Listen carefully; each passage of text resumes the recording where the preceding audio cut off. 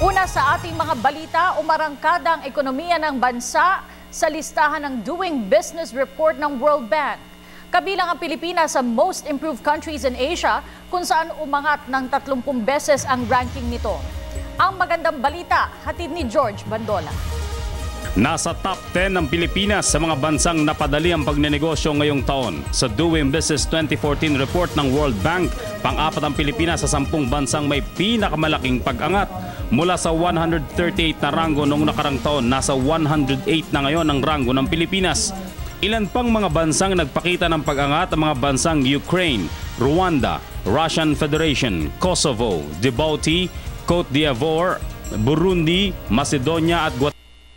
Sa mga bansa sa ASEAN, pang-anim ang Pilipinas sa mga bansang may pinakamaayos ang pagsasagawa ng negosyo. Una ang Singapore, Malaysia, Thailand, Brunei Darussalam, Vietnam, pang-pito ang Indonesia, Cambodia at Laos. Pero ayon sa World Bank, pinakamabagal pa rin ang Pilipinas sa buong ASEAN kasama ng Brunei sa may pinakamatagal na pag-aantay bago makapagtayo ng isang negosyo. Kailangan pa kasi ng 15 hakbang, habang ang ibang mga bansa maikli lang tulad ng Singapore at Hong Kong na nangangailangan lamang ng 3 hakbang bago makapagtayo ng negosyo. 4 sa Thailand, 6 sa Laos, 10 sa Vietnam at Indonesia, 11 hakbang sa Cambodia at Myanmar at 15 hakbang din sa Brunei. Sabay na inihayag ng World Bank sa Thailand, Vietnam, Malaysia at Pilipinas at sa Washington DC sa pamamagitan ng video teleconferencing ang World Bank Doing Business 2014 report nito.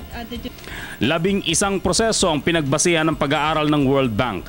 Mula sa mga prosesong ito, napabilis daw ng Pilipinas ang proseso ng pagnenegosyo sa pamamagitan ng pagkakaroon ng online filing at pagbabayad ng buwis para sa mga investor, pinasimpleng pagkuha ng permit lalo na sa mga construction firm at mga bagong regulasyon para sa credit information. Subalit bahagyang bumaba sa proseso ng pagsisimula ng negosyo at pagpapatupad ng mga investment contracts.